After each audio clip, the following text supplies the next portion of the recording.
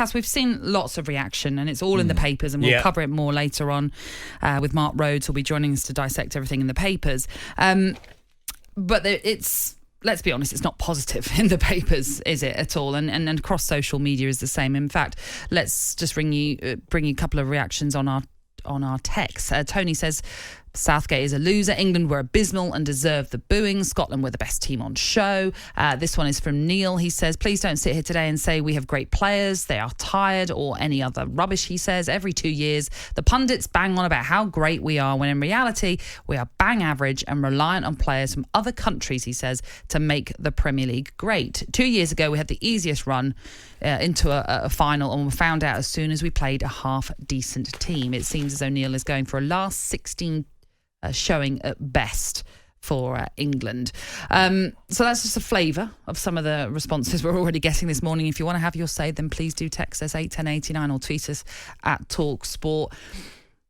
The reaction, is it fair that we're hearing?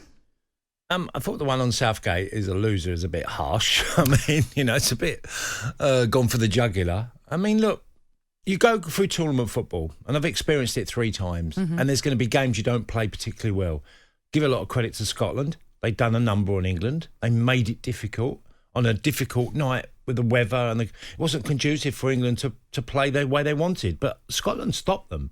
Let's not kid ourselves. They've done a great job of defending deep, plus when they broke, caused threats. McGinn got in a few times. Lyndon Dykes won a number of headers that could have caused a problem. Pickford pulled off. If you was to say who was England's best player, you could make a good case for Jordan Pickford, pulling off 2 great saves. Yeah. So they had their chances. Yes, John Stones hit where he should score. It's the bar. This is a great opportunity. So, I think you have to get back to reality, because you're in the second game of a group phase, which England will qualify from. Is there issues to think about? Yeah. Team selection. I mean, I was surprised Gareth changed both fullbacks. I mean, for whatever reason, Kyle Walker wasn't actually in the squad at all. I don't know why. We'll probably find out. Gareth will let us know, I'm sure, over the next few days. But people are going to look for scapegoats.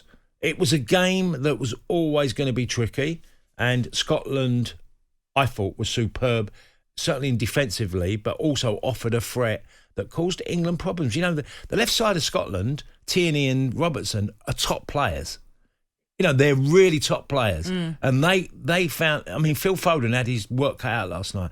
I was surprised he took off Foden. I would have switched him if... I know he wanted to bring Grealish, but I might have switched him and gone on the left and gone to, get Grealish down the middle. I thought Grealish might have been more effective down the middle, because Scotland was stopping everything from wide areas. They've done a real number in stopping Sterling and Foden.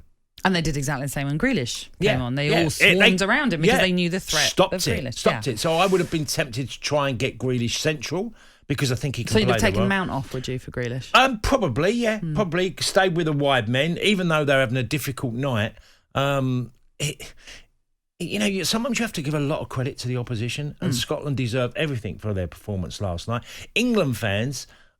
and there's been comments here saying that England haven't got... Please don't mention England got top players. But they've got Champions League winners in their team. They've got Premier League winners. They've got players who've won quite a lot in the game. But that point of the text Golden Boot winner, Yeah, but the point of the text as well is that where the Premier League, and what you're referring to there, and even the Champions League, these teams that contest in the Champions League, they're saying this was Neil that was saying they're reliant on players from other countries to make those teams great, and not the England players. Yeah, Is that unfair? No, yeah, I think that's unfair. There's a lot of quality foreign players that have come over and done brilliant. And yes, they assist and help them. But, if you looked at Harry Kane, and again, we're going to chat about him a bit later, he hasn't needed any help from foreign players, or, players who have come from abroad to come into Tottenham. And yes, Son's done well alongside him, but Harry's carried it himself. Yeah, they've broken into the team and they've retained their places, absolutely. He's done it himself. So... don't overreact. It's a game. You can have your disappointments, but England are going to get out of this group, and they're going to go into a game, whoever they meet, whether if they finish second or first in this group, they will meet an opponent. Then you might see a different England performance. You don't know when a team, you might come up against a side that are very ambitious and adventurous the way they play. That makes England's game a little bit easier for them, because they'll find more space to exploit. if teams are braver against them. And I say that because Scotland were brave, but their first point of call was not to concede a goal. And they did that break brilliantly. on the counter. Yeah. And countered really well. It's interesting because I understand what you're saying as well about the overreaction. And look, yesterday when I was watching that game, I found it absolutely boring as from an England perspective, and I imagine Scotland fans would completely disagree, but it was dire. It lacked every kind of, I mean, we all know it lacked that intensity that we all expected. The creativity of England players stifled absolutely by Scotland. On that, Nat, can I just make a point? We played in Sardinia against England in the opening game of 1990 in the World Cup. It was 1-1. It was a dire game. The condition, it was raining all down. It was just horrible. And we tried to stop England. And we ended up doing that. But this is where I was kind of going with it, in the sense that it's better to have these performances now and get through, and maybe you build and you build and you build, and by the time you're into the knockout rounds, Gareth Southgate should know his first 11. I mean, he may well know it already, but he's been tinkering. You know, you look at Portugal when they won the Euros in 2016, they drew pretty much every game.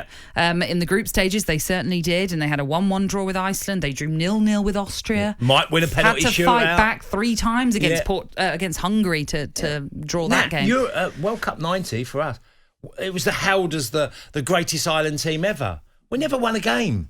We beat Romania on penalties. We didn't win a game in normal time. They're all draws. Yeah. You know, so you have to remind yourself that, like you said, you build into a competition, and there will be times. France in 98 beat Paraguay in extra time, you know, to get through, and Laurent Blanc scored a goal, and, you know, things like this happen in tournaments. Yeah. You know, you could have the teams. How many times you see a team and you go, fantastic, Brazil 82, what a team, they're the ones to beat. Italy knocked them out. You know, this happens in tournaments. And, you know, I think you might be saying that, we'll be saying that about somebody else this tournament. So what a great side they are, and they get knocked out.